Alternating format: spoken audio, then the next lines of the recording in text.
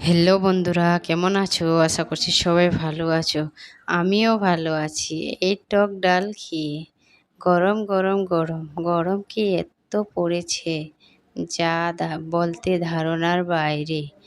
আজকে আমি এই টক ডাল বানিয়ে খেয়েছি, পেট মন দুটাই আমার ঠান্ডা হয়ে গেছে।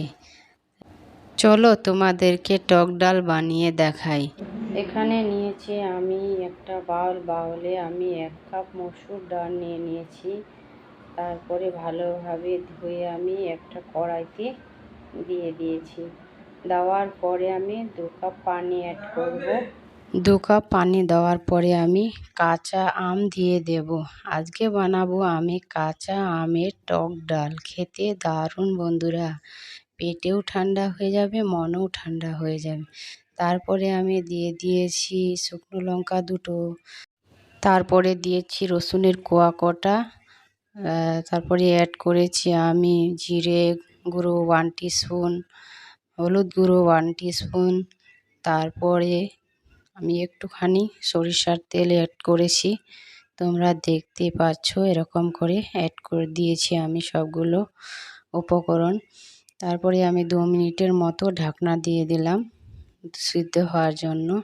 তারপরে আবারও নেড়ে চেড়ে আমি 2 মিনিটের মতো আবারও ঢাকনা দিয়ে দেব। পানিটা এখন টেনে নিয়েছে। এখন আমি একটা ডাল ঘাঁটনি দিয়ে একটু ডালটাকে ঘেঁটে নেব। ভালোভাবে এরকম করে ঘেঁটে নেবে। এই ডাল খেয়ে অনেক ভালো লেগেছে। প্রচুর গরমে এই ডাল খাওয়া অনেক ভালো বন্ধুরা, শরীরের পক্ষে খুবই উপকার। তারপরে আমি লবণ 1 চামচ অ্যাড করে দিয়েছি।